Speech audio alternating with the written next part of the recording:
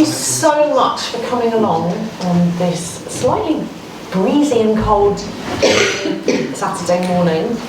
Before we get started, just to say hello and welcome to the Festival of Ideas, whether you are a returning visitor who's been to lots of things or this is your first event. My name is Penny Bickle, I'm from the University of York and I will be chairing the event today.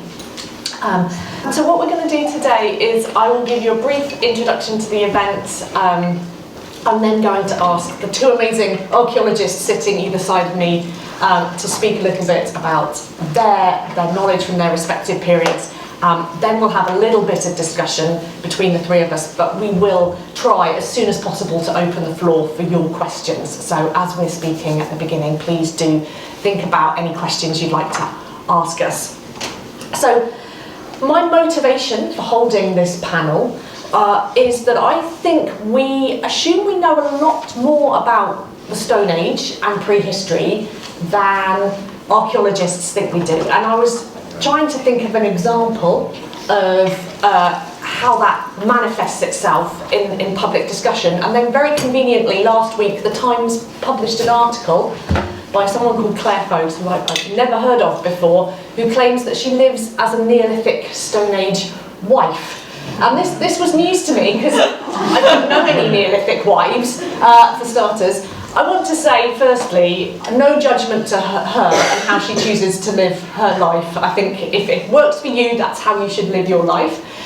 But I don't think it's based on any specific evidence that we have from the Neolithic period. And what I wanted to do with this discussion is sort of take you through the evidence that we do have for women moving around, and then to have a discussion about how that might impact how we think about our modern lives.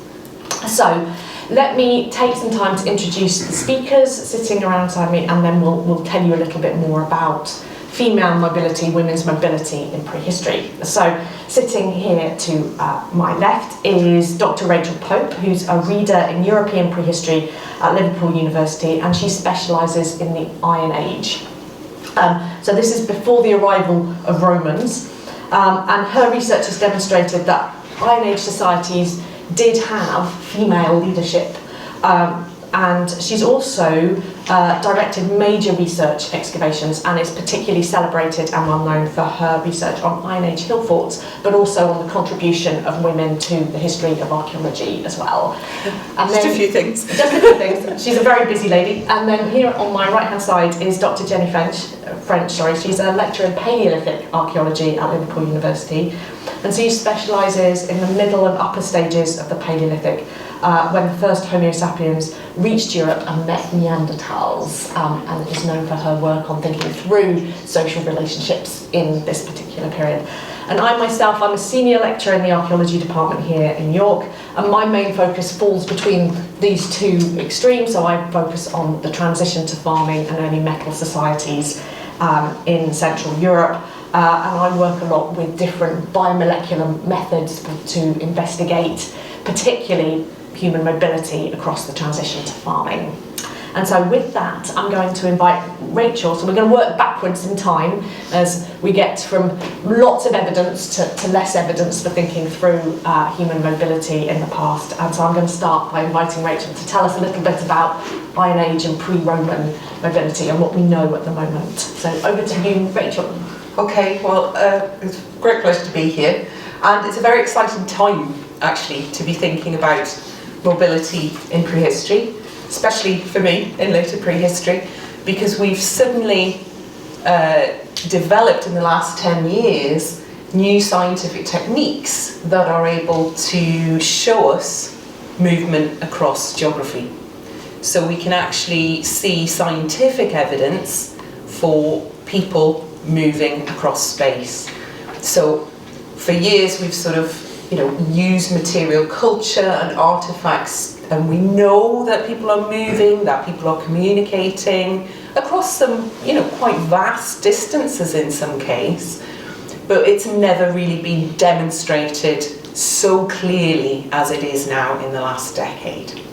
So with that in mind, I'm going to talk to you very briefly about three key types of evidence that are prominent in my period in the Iron Age, before the Romans, that will give you some insight into what women are doing and how women are moving in later prehistory at this point. So I would like to start with the Greek historian Plutarch. I'm not a classicist, but this is a really interesting excerpt. This is from a piece of work which is 26 notes on outstanding women. So it's a list of 26 outstanding women by Plutarch. And he talks about the time, so he locates it in time, before the Celti crossed the Alps, and that's 5th, 4th centuries BC. So we're talking, 5 centuries before Rome here. They settled a part of Italy where they now live. Terrible turmoil arose among them and was difficult to stop.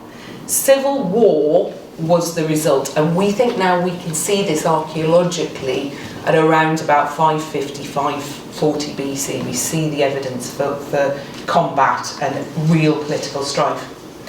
The women being in the midst of the battle and having inherited this strife, reconciled and came to a decision so blamelessly that there was a wondrous sense of love among everyone in the political and domestic spheres. From that time, they, the Celts, continued to deliberate about war and peace with their women and make decisions on ambiguous situations with their allies through them. So through the women, they made political decisions. For example, they agreed in the treaties with Hannibal that if Celts brought Carthaginians to court, the consuls and generals of the Carthaginians would be the jurors. But if the Carthaginians brought Celts to court, the women of the Celts would be jurors. So immediately, from this one excerpt, we get a sense that women are taking positions in society that are quite senior, quite higher, quite political. When we hear about the Celtic migrations, so this is roughly the same period, we hear of men leading, Bellovesus and Sigovesus. We hear about Brennus, who leads the Celts down to Rome and besieges Rome. Apart from Brennus, we only hear about one other war leader at this time, a Galatine leader, and it's a woman. She's not very well known. She's in an anonymous tractus. So the writer of the tractus is not one of our well-known historians. They're anonymous. And this is a manuscript on 14 Iron Age women leaders. Now these aren't 14 that are in the earlier 26. So these are an additional 14 Iron Age leaders. And Onomaris is her name.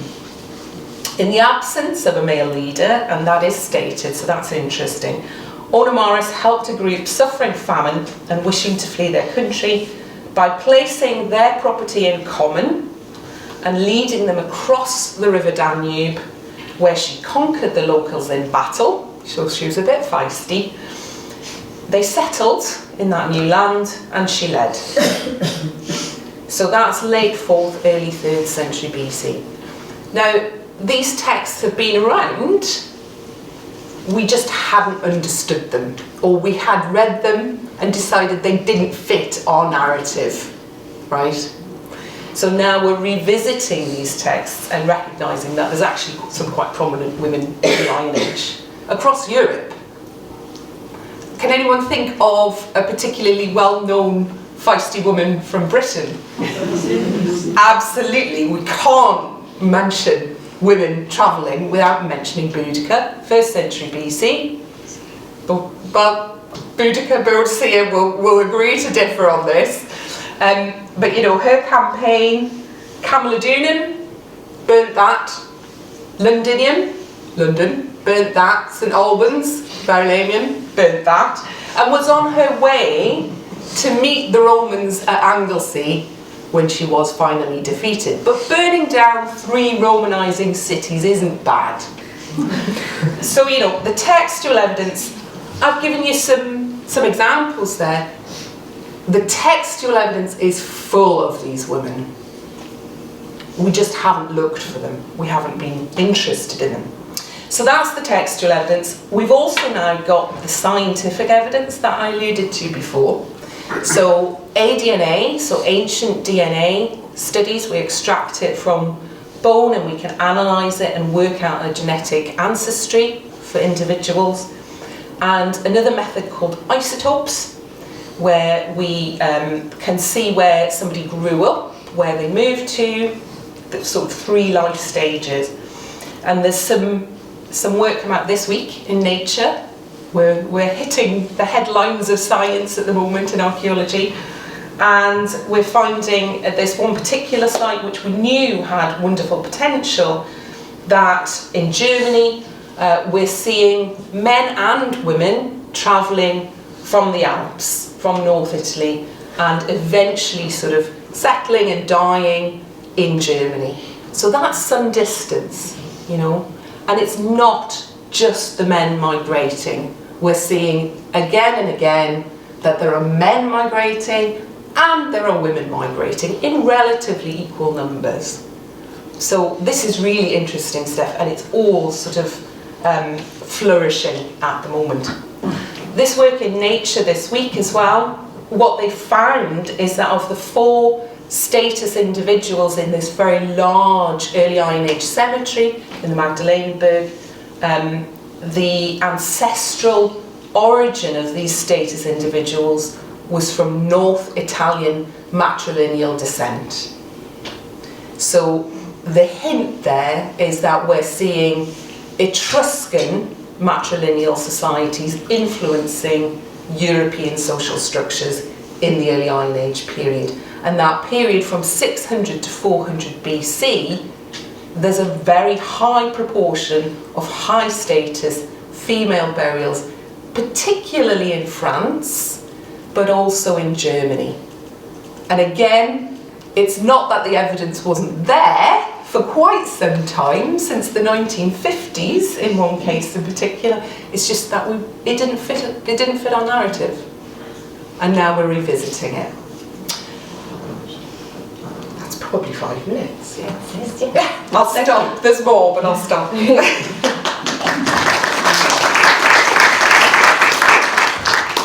Thank you very much, Rachel. So I'm now going to take us over the next 5 minutes back even further in time, where we have no textual evidence. And so we now rely entirely on the archaeological evidence that we can uncover.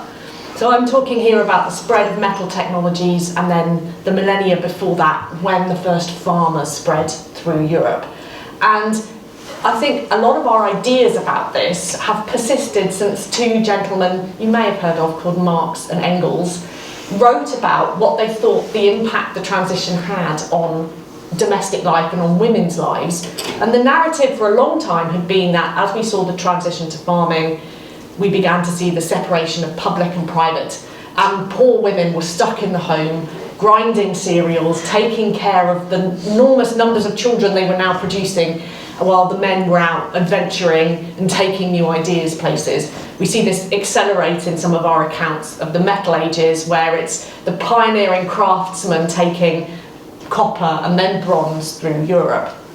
And again, as Rachel talked about, the archaeological evidence is beginning to act back on those kinds of narratives and beginning to tell us very different things. So I'm going to talk about a methodology that I've worked with now for about a decade called strontium isotope analysis. And this is where we look at the chemical signatures in people's teeth, which grow and mineralise in childhood. So we get a value from their childhood, which tells us which geology they were living on in childhood. We can then compare that to the geology that they're buried in as adults once they pass away, and see whether anyone's moving over their lifetime. And what we found throughout most of the Neolithic period, when we see the end of the Stone Age, the harking back to our Neolithic wife, is that actually women were moving around the landscape a lot more than men. And the first proposed interpretation of this was, well, the women are doing the moving, it must be the men controlling that movement, so they must be moving around for marriage. But I think what's come out over the last few years is actually that idea subsumes a lot of variation within how women are moving, and perhaps it summarises some of the great diversity that we see across prehistory. We can't have one explanation for people who lived across 3 millennia. Actually, we see lots of change across that period and lots of things going on. And in order to explain that or explore that a little bit more to you, I've picked 3 case studies that I'd like to introduce you to. So I'm going to go backwards in time as we're going on this panel, and I'm going to start with the Bronze Age and a burial that we call Egted Girl, who comes from Jutland in Denmark. And she died about the age of 16 to 18 years old, so quite young. And here, the archaeologists studying this burial analysed the strontium isotopes in her hair. But she's very well preserved body. So hair allows us to trace the last 2 years of someone's life. It grows about 1 inch every month, so they could look at the transect of her hair over the last 2 years of her life. So from around the ages of about 14, 16 onwards. And so she was buried in Jutland in Denmark, but it seems like her sort of origin, where she was born, was away from Scandinavia, possibly in southwest Germany, so in what we would see today as Baden-Württemberg, which is about 500 miles away. So this is a Bronze Age individual who has travelled over her lifetime 500 miles, a really long distance. But the hair strand tells us that as she moved around across that time, she moved vast distances in the last 2 years of her life, including returning to southwest Germany and then moving up to Jutland again. So one of the suggestions is that she's perhaps given a marriage at 14 to her husband. But what I'd like to point out about this is that I don't think we know, firstly, to explain that by marriage. I think that's quite complex. But even if she was given in marriage, and this wasn't that explained that 500 movement, in the last 2 years of her life, she still was moving around.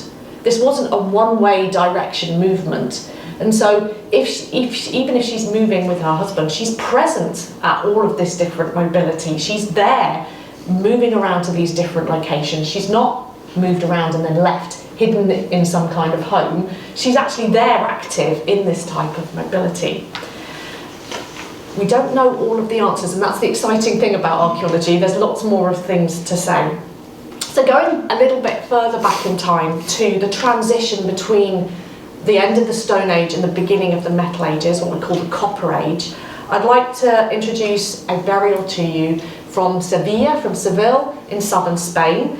And this burial is called the Ivory Merchant. And so it was excavated quite a long time ago, and it was a very badly preserved skeleton who was accompanied into death by African ivory tusks.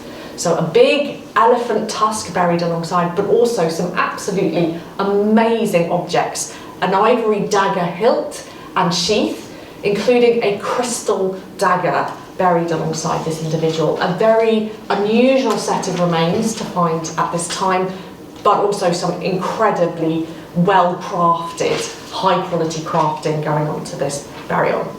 So obviously, everybody assumed this was a male ivory merchant travelling around, bringing in this ivory into southern Spain. But a new technique has been developed where we can analyse the proteins on someone's teeth, and this tells us their biological sex. And so my very good friend and colleague, Marta Sintes Peña, recently got together with a team in Austria and did this analysis, and our ivory merchant is female. So no longer is this the kind of Copper Age male craftsman moving around. Here is a very unusual, very high status burial of a woman. So I think this really challenges some of these assumptions about it being male leadership. I think we're seeing, as Rachel talked about for the Iron Age, someone who had in their power an ability to control a material which is very unusual, that's come from very far away. We don't know this particular individual's mobility, we don't know how they thought about their own gender, but here is a female sexed body with some of the most extraordinary objects that we've found from this particular period of time. My final case study, before I pass on to Jenny, is from the very early Neolithic, from the transition to farming, and it's a female skeleton again from southwest Germany, and this is a burial of an older adult. Well, I say older adult, knowing that she probably died around the same age that I am, so in my 40s, quite older for that time. And this is from a time period where we have very little evidence around how people were living their lives. We have to uncover the evidence that we have from the skeletons and from the burials. So she was buried with a river shell headdress decorating her body, and the analysis of her strontium isotopes showed that she moved not just once but twice during her lifetime. And that movement took her from the lowlands, where we have evidence for settlements, up into the highlands, where we have no archaeological evidence at the moment for people living at this particular time. And then obviously she came back down again to be buried in this particular settlement. So this wasn't someone moving from one community to another on marriage. This was someone moving out into a landscape that we can't see archaeologically, but obviously she had knowledge of and spent time living in.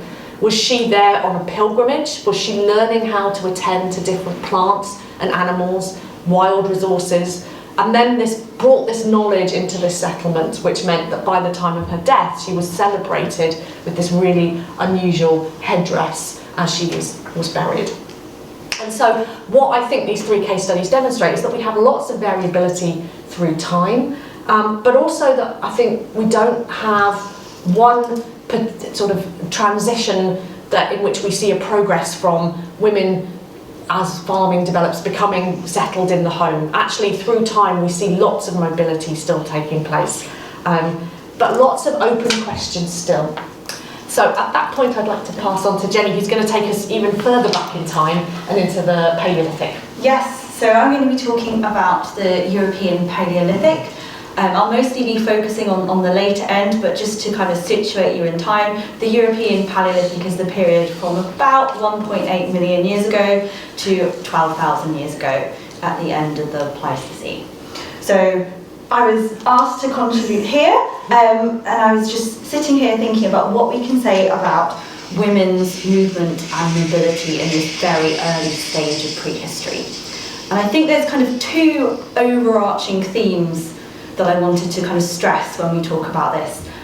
The first is that we have much more limited direct evidence for women's or even specific people's mobility in this period than we do for the later prehistoric periods that Rachel and Penny have been talking about. And that basically boils down to a much less rich archaeological record, including a much less rich burial record. So when we're talking about mobility in the Paleolithic, we're normally talking about those sorts of indirect measures from things like stone tool or raw material transfer distances, or just general patterns of archaeological sites that tell us about landscape movement and landscape use more broadly.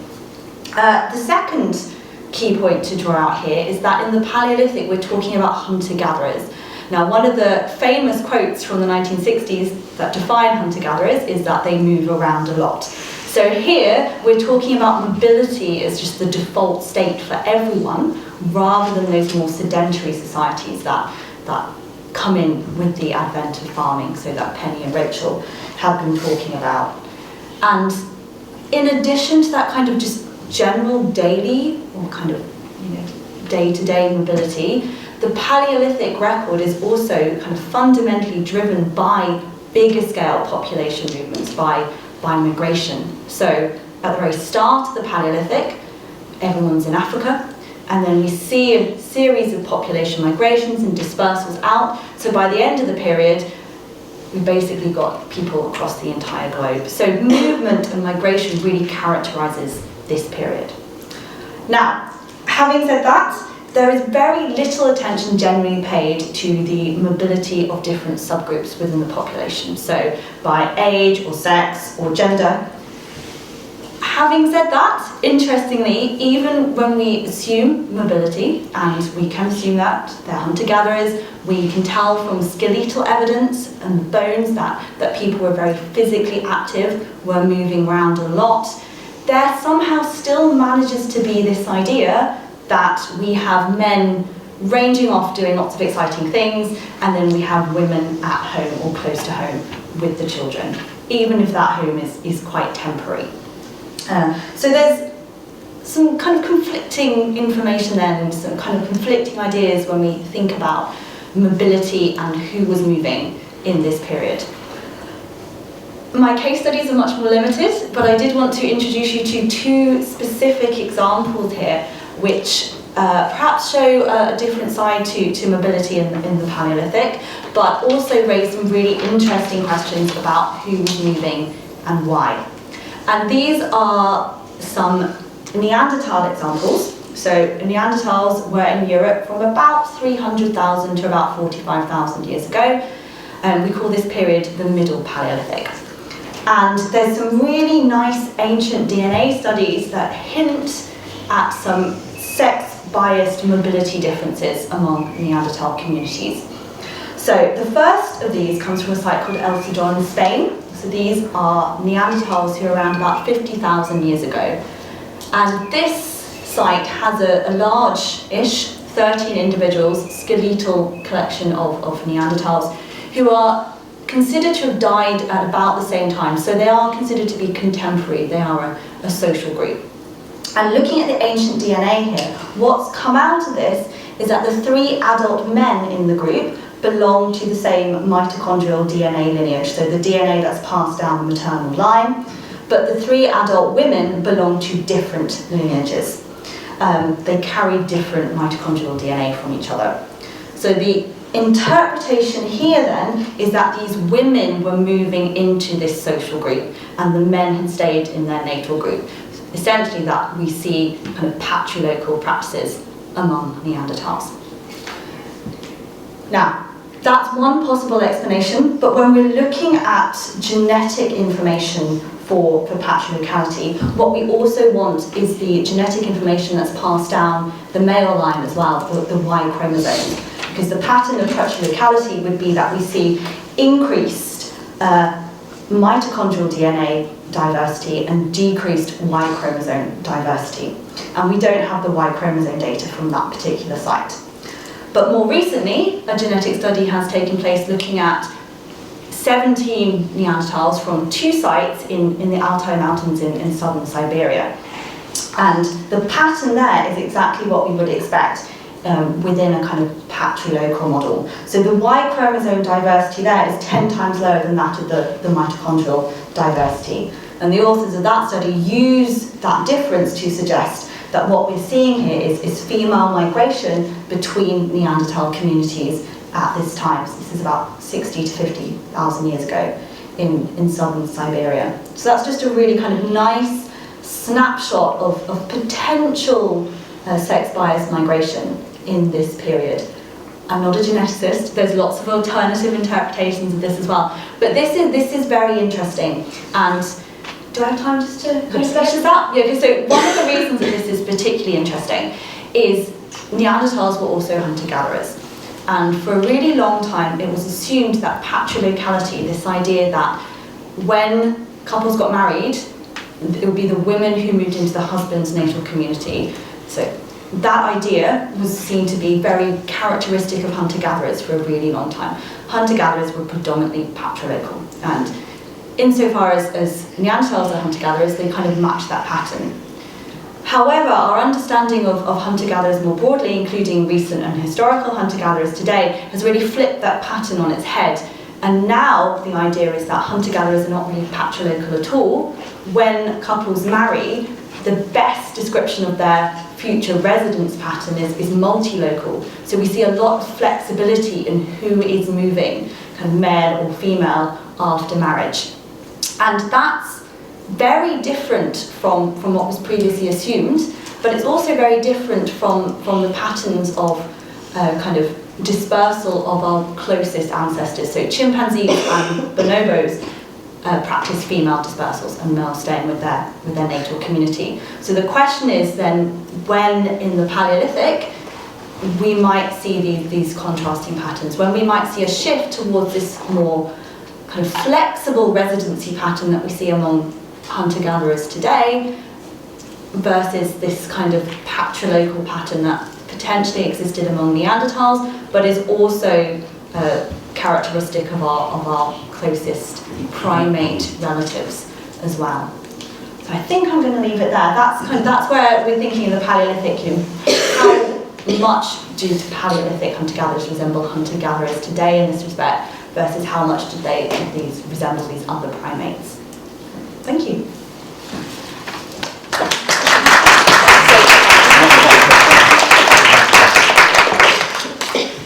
Thank you so much. So that was absolutely fascinating. There were new things in both of your talks for me, and I hope we've just bombarded you with loads of exciting information and case studies. I think as we've got just past 10:30, I think I'll open the floor for questions.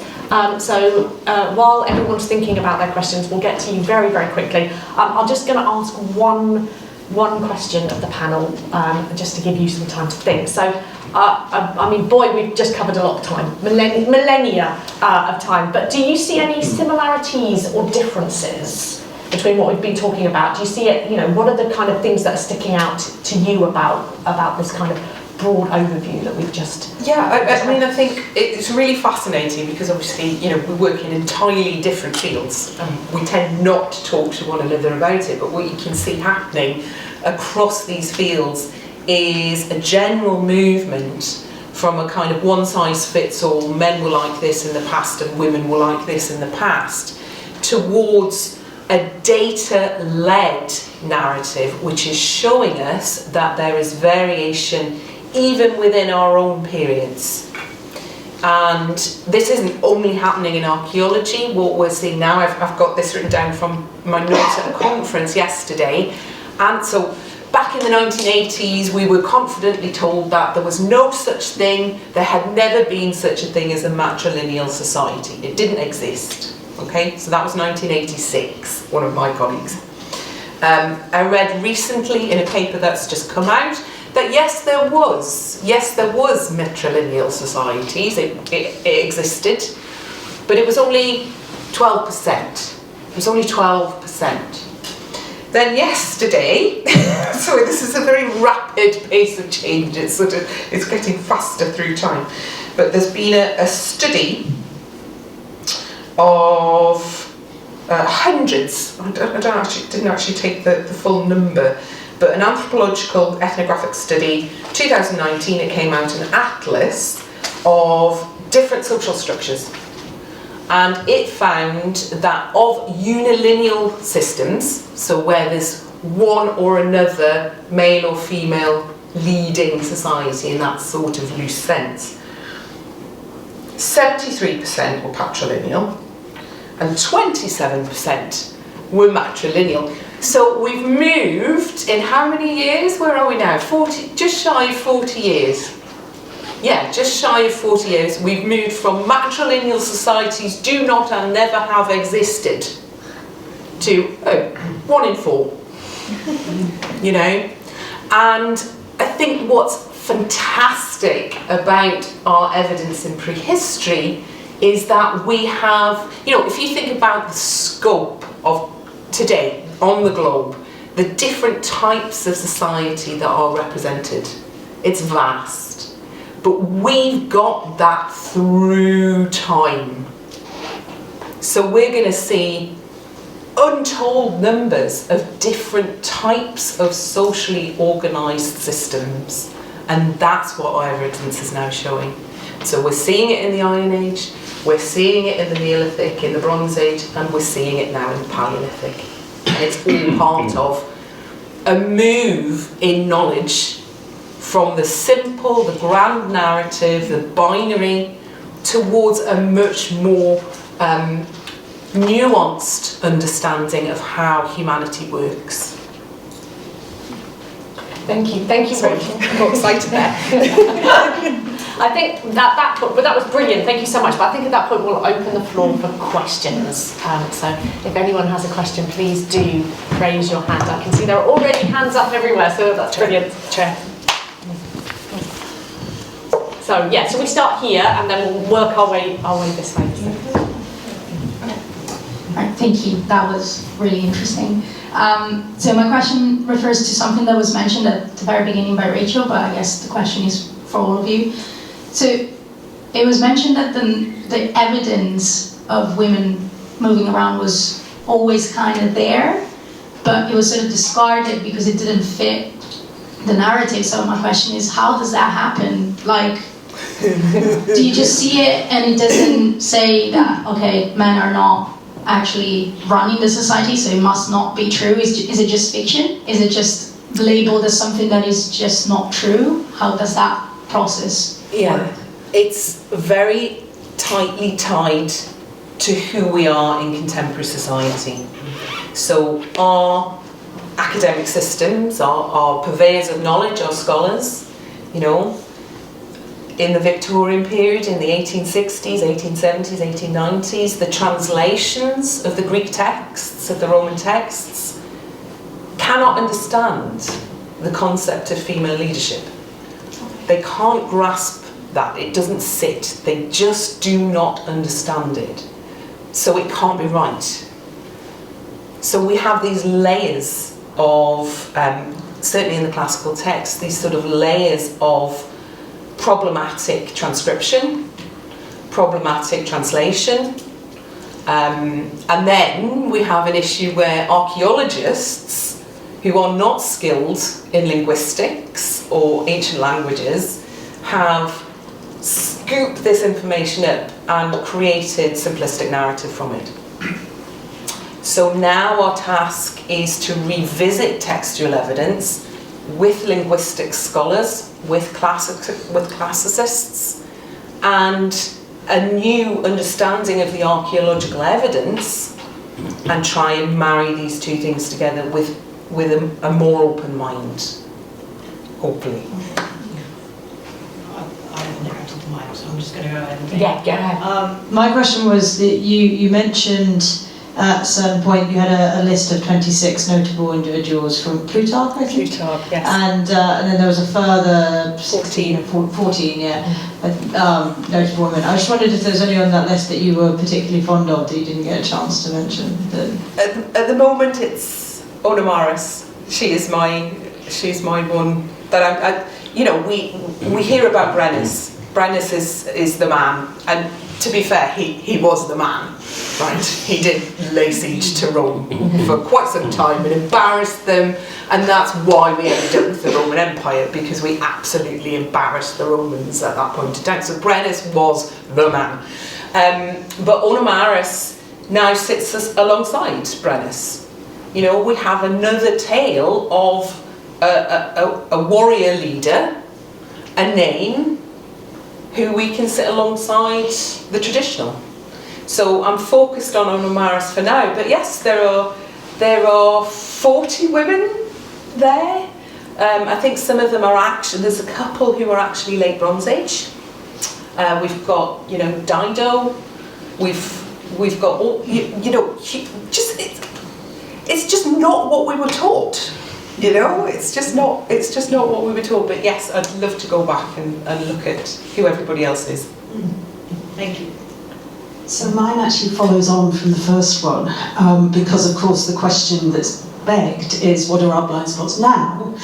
And my question had been about all of these new and exciting scientific techniques, that how confident are you that we can rely on what they seem to be telling us, both in how science does change, so they might just be misleading, but also because we're not used to that type of data, so we're not quite sure maybe how to interpret. And our blind spots are going to compound that problem because they're new. And so I'm thinking in this particular example, I'm thinking about all the ethnographic evidence we have about gender flexibility. That there's an awful lot of societies across the world that practice some form of flipping in gender roles for all sorts of different ceremonial or social reasons, and I just think that is that part of your discipline to kind of interrogate how we are thinking about how to interpret things like male and female in society? Yeah. Absolutely, and I think the first part of your question is it's part of the archaeological mindset where we really think and talk about confidence levels.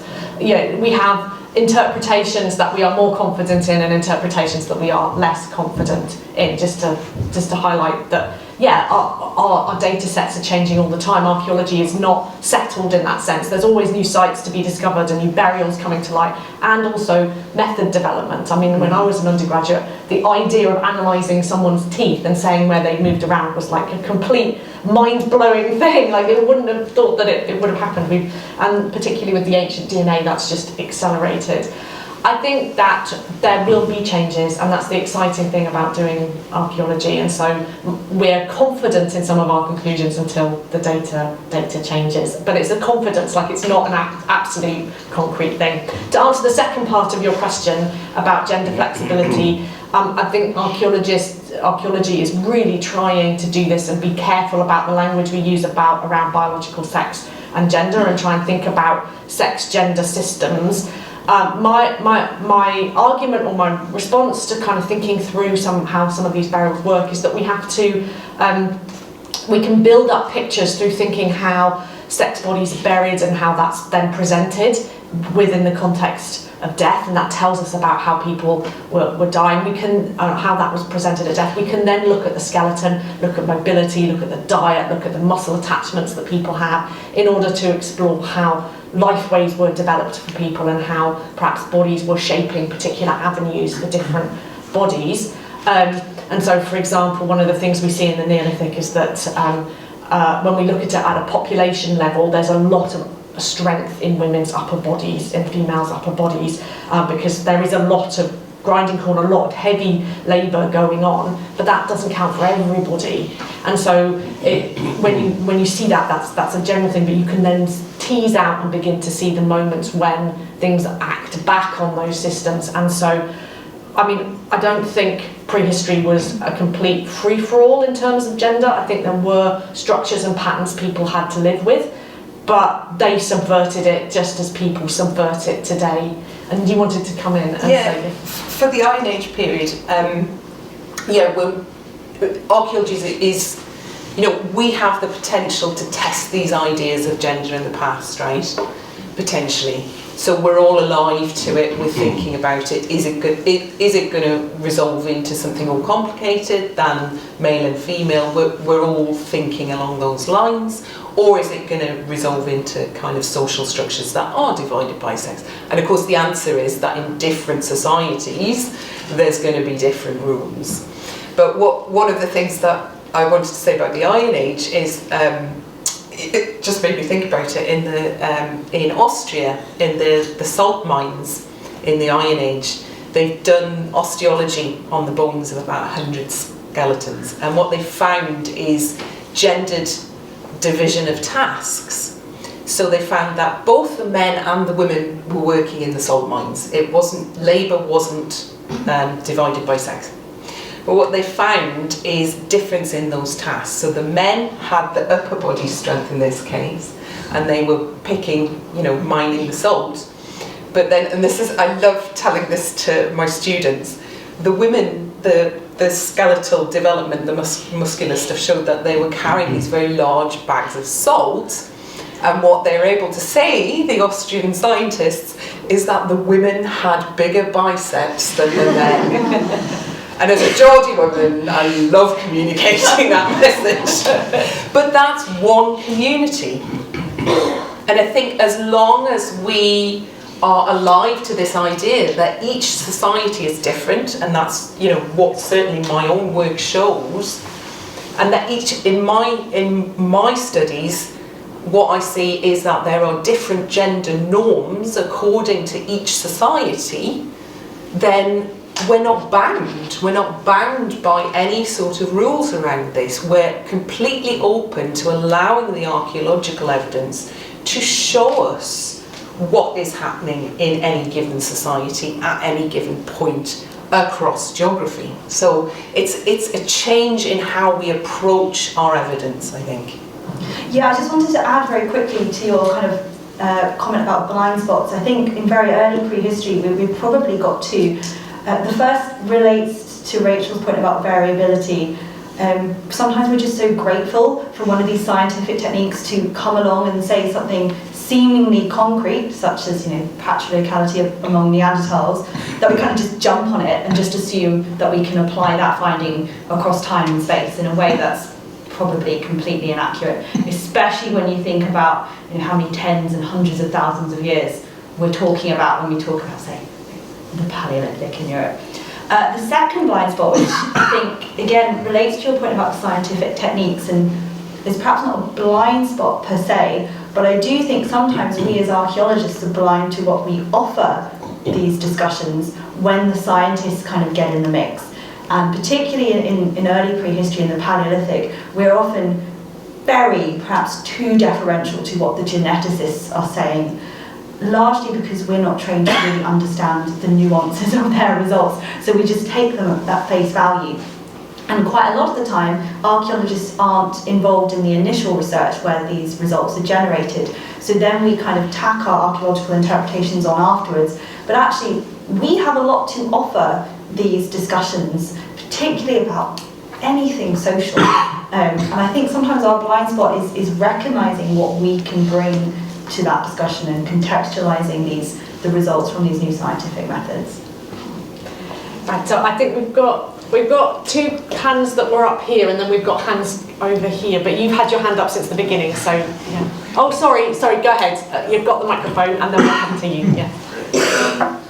So, moving on from what was being just discussed, I was wondering that within each of your specialisms or the types that you guys are studying, do you see such patterns of matrilineal societies appear in the archaeological record in non-European societies, or patterns across the world?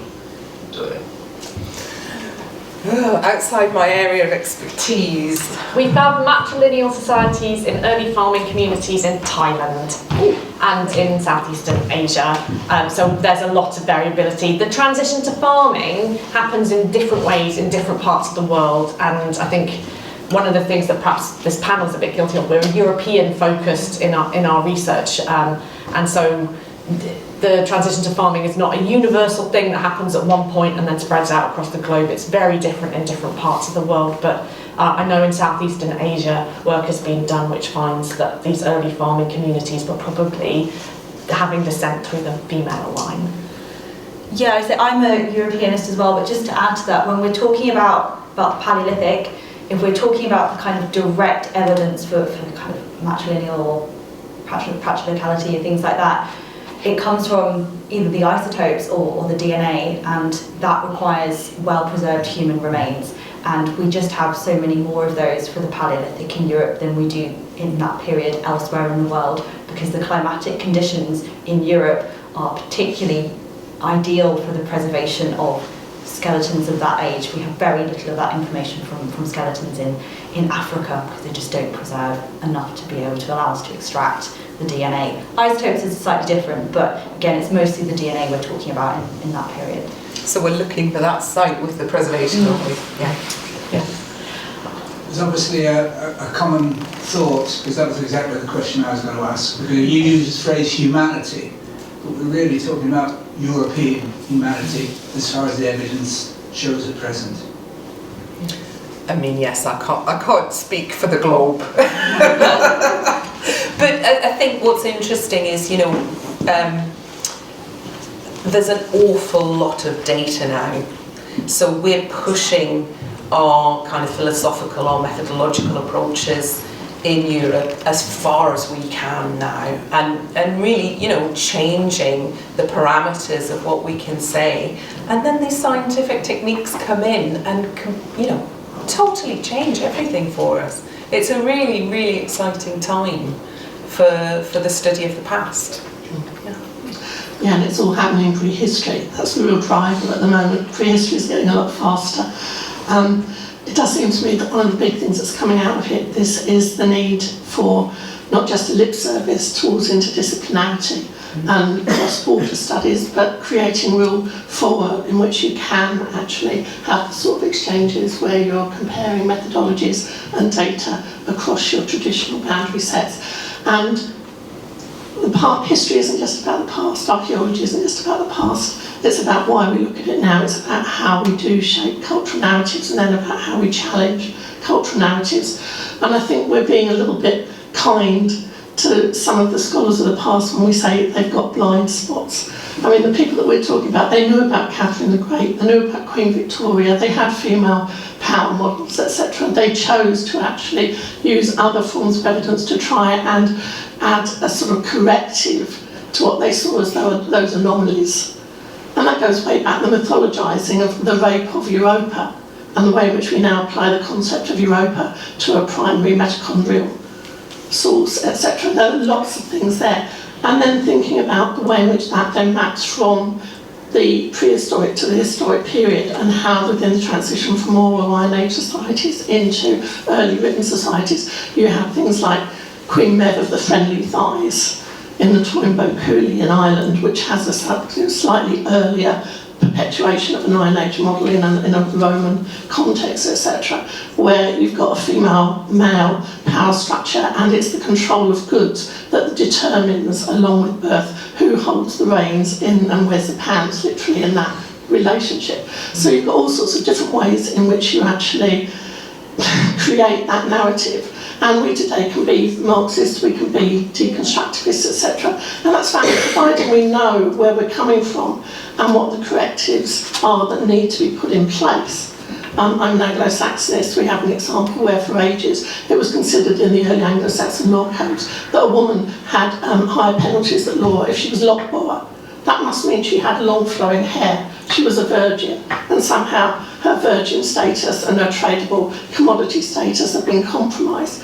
And then the work was done and found out that lockbower meant that she held the chatelaines keys and that women were mostly the estate managers and it was their fiscal probity, not their sexual probity that was being questioned. So we have to be aware of it in order to actually introduce the corrective. That doesn't mean that we can't have a historical and philosophical approach, but we need to be very aware of it and not do what people have done in the past and arbitrarily fit the evidence into that. And archaeology doesn't necessarily have an objective purity of telling us what the truth is about the past. I mean, I was brought up in the mad old days of new archaeology when there was nobody worse than archaeologists for applying an intellectual structure and imposing it upon the evidence. So all I would say is be aware, and I come from Cornwall at the moment, and bowel maidens and the children were the ones who in the 18th, 19th, early 20th century were the ones who were breaking the rocks after the men had mined them at the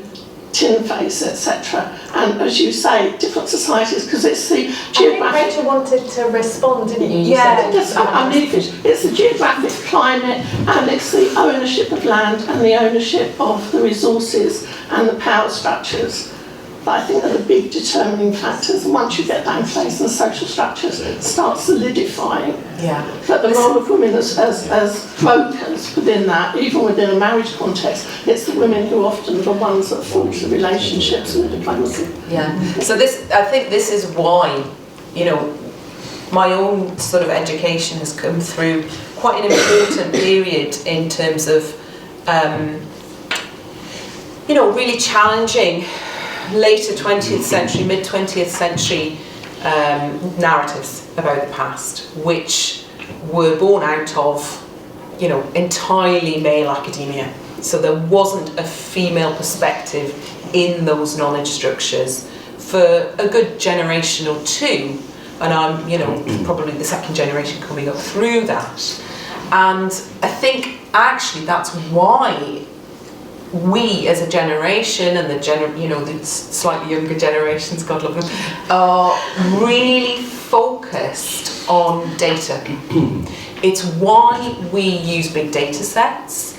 It's why we are looking to the scientific evidence, because we don't want to make the same mistake. We've lived through 2-3 generations who were quite kind of free and easy with the sort of stories they told about power structures in the past. And we don't want to repeat that again in the other direction.